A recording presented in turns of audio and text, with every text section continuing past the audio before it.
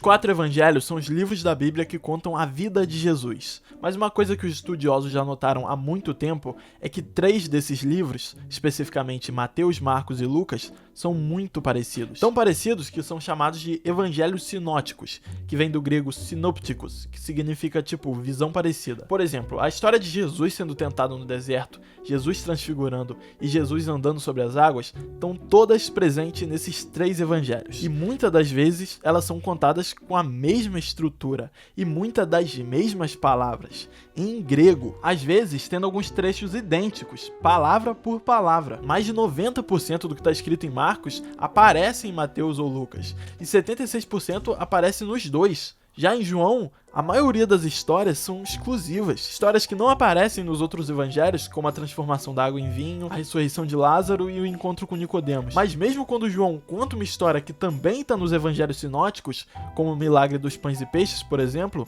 João conta de outro jeito, com as suas próprias palavras, enquanto os sinóticos seguem a mesma estrutura. Essa semelhança entre Mateus, Marcos e Lucas mostram uma inter-relação. Agora, como exatamente essa relação surgiu, é conhecido como o problema sinótico, mas tem algumas coisas que podem ajudar a gente a resolver esse problema. Primeiro, Marcos é claramente o ponto central dos sinóticos. Praticamente tudo que aparece nele aparece nos outros dois, só que ele é consideravelmente menor, o que levou os primeiros estudiosos a achar que ele é um resumo dos outros dois. Na teoria aconteceu assim: primeiro Mateus escreve a história de Jesus focando mais em um público judeu, depois Lucas adapta a história para um público mais gentil, ou seja, não judeu, e aí Marcos faz só um resumão. Por mais que alguns estudiosos ainda defendam essa hipótese, a vasta maioria discorda e acredita que Marcos, na verdade, foi o primeiro a ser escrito, que inspirou os outros dois. Para entender melhor, vamos dar uma olhada em Marcos. O Evangelho de Marcos não tem alguma das histórias mais marcantes de Mateus e Lucas, como o nascimento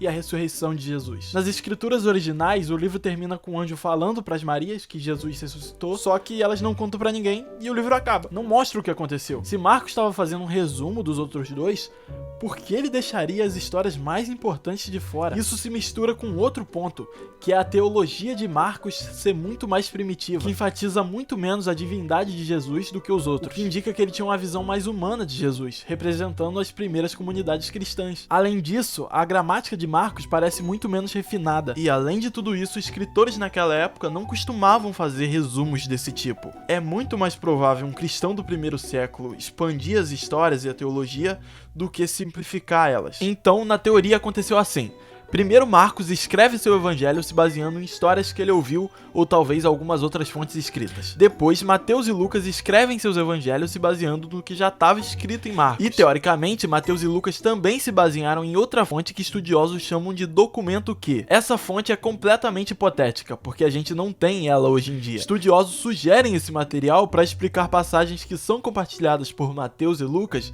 mas que não estão em Marcos. A ideia é que esse documento Q seria um compilado de falas de Jesus, porque a maioria do material compartilhado entre Mateus e Lucas são falas, parábolas e ensinamentos de Jesus. Mas por que não dizer que esse material compartilhado vem, por exemplo, de Lucas copiando parte das falas de Jesus escritas em Mateus? Bom, isso se dá por uma análise textual profunda desses dois textos. É difícil afirmar, por exemplo, que Lucas se baseou em Mateus para escrever as falas de Jesus, dadas as formas diferentes que eles apresentam essas falas, em ordens diferentes e com outras ênfases. Quase como se os dois sabiam as falas de Jesus, mas não sabiam exatamente a ordem que elas foram ditas e o que ele queria dizer com aquilo. Por isso, a maioria dos estudiosos acreditam que Mateus e Lucas são fontes independentes um do outro, mesmo ambos tendo se baseado em Marcos e no documento Q. Porém, ainda tem quem discorde, como Mark Goodacre, por exemplo, que argumenta no livro Um Caso contra a Fonte Q que Lucas provavelmente tinha acesso ao livro de Mateus. Isso pelas outras semelhanças que Mateus e Lucas têm, como por exemplo, os dois terem uma genealogia bem no começo. Bom, eu tentei resumir aqui o básico do que historiadores falam